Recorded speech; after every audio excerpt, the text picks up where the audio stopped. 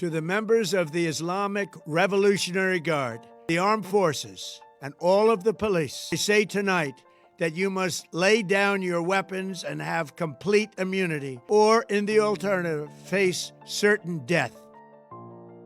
Ngayong gabi, nagising ang mundo sa isang balitang akala ng marami ay hindi mangyayari ng ganito kabilis. Habang payapa ang karamihan sa atin, sunod-sunod na malalakas na pagsabog naman ang yumanig sa bansang Iran, partikular na sa kanilang capital na Tehran. Sa mga video na kumakalat ngayon online, kitang-kita ang makapal at itim na usok na bumabalot sa langit habang maririnig ang nakatutulig na tunog ng mga missile. Hindi lang ito basta simpleng tensyon, dahil ang ulat na natatanggap natin ay direkta ng kinumpirma na ito ay isang joint military operation ng United States at Israel. Ang nakakatakot dito, ang mga pagsabog ay hindi lang limitado sa loob ng Iran, kundi pati na rin sa mga karatig na bansa gaya ng Bahrain, Qatar at Abu Dhabi, kung saan matatagpuan ang mga base militar ng Amerika. Sa katunayan, may mga balita na tinamaan mismo ang service center ng Navy 5th Fleet ng Amerika sa Bahrain. Dahil sa bilis ng mga pangyayari, ang tanong ng lahat ngayon ay, ito na ba ang huling babala bago tuluyang sumiklab ang isang mas malawak na digmaan sa gitnang silangan? Pero bago po ang lahat, baka pwedeng palike ang video na ito. Dahil napakalaking bagay na ito sa aming content creators at mangyaring mag-comment sa baba kung taga saang lugar ka para malaman namin saan umaabot ang ating mga video. Maraming salamat po. Para maintindihan natin kung bakit umabot sa ganito, kailangan nating balikan ang mga kaganapan nitong nakaraang araw lang. Kamakailan ay nagkaroon ng tinatawag na nuclear talks o usapang pangkapayapaan sa pagitan ng Iran at Amerika. Marami ang umasa na dadaanin ito sa diplomasya para maiwasan ang gulo, pero tila naging mitya pa ito ng mas matinding galit. Isang araw lang matapos ang usapan ay biglang nagpalipad ng mga bomba ang Israel at Amerika. Ayon sa mga source mula sa loob ng militar, ang planong ito ay hindi lang tatagal ng isang gabi, kundi posibleng umabot rin ng ilang araw. Ang mas matindi pa rito, hindi lang basta pasilidad ang target nila, kundi ang mismong pamahalaan ng Iran. Sa mga pahayag ni President Donald Trump at Prime Minister Benjamin Netanyahu, malinaw ang kanilang mensahe na gusto na nilang mapatalsik ang kasalukuyang namumuno sa Iran. Sinabihan pa nila ang mga mamamayan doon na huwag lalabas ng bahay at maghanda na silang hawakan ang sarili nilang gobyerno dahil ito na raw ang kanilang pagkakataon para sa kalayaan.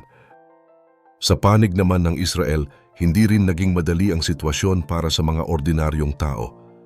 Kaninang alas 8 ng umaga, nagising ang mga residente hindi sa tunog ng orasan, kundi sa malalakas na sirena na nagbababala ng panganib.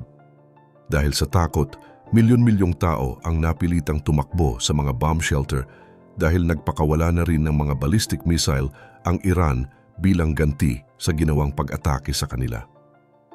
Ayon sa mga report, pati ang bansang Qatar ay napilitan ng humarang ng mga missile na dumadaan sa kanilang himpapawid para hindi na ito makarating sa target. Kitang-kita natin dito na ang gulo ay hindi na lang sa pagitan ng dalawang bansa kundi nadadamay na ang buong rehiyon. Ang dating tahimik na mga syudad ay naging sentro na ng bakbakan kung saan ang bawat segundo ay mahalaga para sa kaligtasan ng bawat isa. Habang patuloy ang mga pagsabog sa Iran, marami ang nagtatanong kung nasaan ang leader ng Amerika at ano ang eksaktong utos niya sa likod ng lahat ng ito. Ayon sa mga ulat, binabantayan ni President Donald Trump ang bawat galaw ng militar mula sa kanyang resort sa Mar-a-Lago. Hindi lang ito basta pagpapakitang gilas ng lakas dahil sa kanyang huling pahayag, naging prangka siya sa dahilan ng ataking ito. Sabi niya, ang layunin ng operasyon ay protektahan ang mga Amerikano laban sa banta ng gobyerno ng Iran. Tinawag niya ang pamunuan ng Iran na isang malupit na grupo na matagal nang naghahasik ng kaguluhan hindi lang sa kanilang bansa kundi sa buong mundo. Sa loob daw ng 47 taon, puro karahasan at pananakot ang ginagawa ng rehimeng ito at ngayon tila naubos na ang pasensya ng Amerika.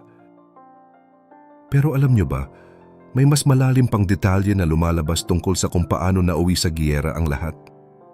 Bago mangyari ang mga pagsabog na ito, sinabi ni President Trump na hindi siya masaya sa takbo ng usapang pangkapayapaan sa Geneva. Kasama sa mga negosasyon ang kanyang manugang na si Jared Kushner at ilang matataas na opisyal, pero tila hindi sapat ang ibinibigay na pangako ng Iran. Ang gusto ng Amerika ay isang malinaw na kasunduan na hihinto na ang Iran sa paggawa ng nuclear weapon, pero dahil hindi ito nangyari, mabilis na nagbago ang kanilang diskarte. Kahit na sinasabi ng White House na gusto nila ng diplomasya, sabay naman ang pagpapadala nila ng pinakamalaking puwersa ng militar sa rehiyon simula noong giyera sa Iraq noong 2003.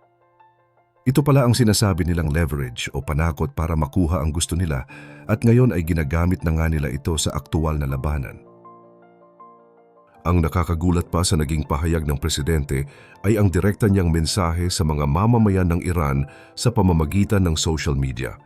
Sinabi niya na kapag natapos na ang operasyong ito, dapat nang bawiin ng mga tao ang kanilang gobyerno.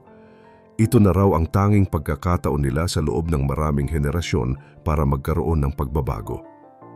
Nakakamangha itong pakinggan dahil sa loob ng mahabang panahon, iniiwasan ng mga tagapayo ng presidente na direktang sabihin ang salitang regime change o ang pagpapabagsak sa gobyerno.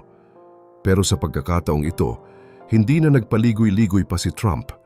Mukhang ang plano ay hindi lang sirain ang mga missile ng Iran, kundi ang pahinain ang kanilang rehimen hanggang sa mag-alsa na ang sarili nilang mga mamamayan. Ayon sa mga source mula sa loob, ang operasyong ito ay magiging malawak at posibleng pinakamalaking military mission na pinamunuan ni Trump sa kanyang buong termino. Inaasahan na magpapatuloy ang mga pag-atake sa loob ng ilang araw at hindi ito titigil hanggat hindi nararamdaman ng Iran ang matinding pinsala. Habang nangyayari ito, aminado rin ang presidente na nakataya ang buhay ng mga sundalong Amerikano sa rehiyon, pero tiniyak niya na ginawa nila ang lahat para mapanatiling ligtas ang kanilang mga base. Ang mas malaking palaisipan ngayon ay kung ano talaga ang dulo ng lahat ng ito. Bakit nga ba biglang nagbago ang ihip ng hangin? Ayon sa mga ulat, may mga particular na hiling ang Amerika na hindi maibigay-bigay ng Iran. Gusto ng Administrasyong Trump na mangako ang Iran na hihinto na sila sa pag-iimbak at pagpapalakas ng uranium na isang mahalagang sangkap sa paggawa ng nuclear weapon. Dahil hindi nagkasundo ang dalawang panig, dito na pumasok ang desisyon na dumaan sa dahas. Pero sa likod ng mga matatapang na pahayag ni President Trump, may isang malaking hamon siyang kinakaharap sa loob mismo ng kanyang bansa. Maraming Amerikano, lalo na ang mga sumusuporta sa kanya, ang ayaw nang makakita ng isa pang mahabang giyera sa ibang bansa. Matatandaan na noong kampanya niya, ipinangako niya na wala ng bagong giyera na sasalihan ng Amerika. Ngayon, kailangan niyang ipaliwanag ng maigi kung bakit ito ang naging hakbang niya at kung paano ito magiging iba sa mga nakaraang madugong labanan sa kasaysayan. Habang hinihintay natin ang susunod na pahayag mula sa White House, hindi rin biro ang tensyon sa mga base militar ng Amerika sa paligid ng Iran. Kinumpirma ng mga opisyal na ang mga retaliatory strikes o ganting atake ng Iran ay maituturing na isang aktibong sitwasyon. Ibig sabihin, kahit sa mga sandaling ito, posibleng may mga missile pa ring lumilipad. Ang mga base sa Abu Dhabi, Bahrain at Qatar ay direktang nakararanas ng panganib.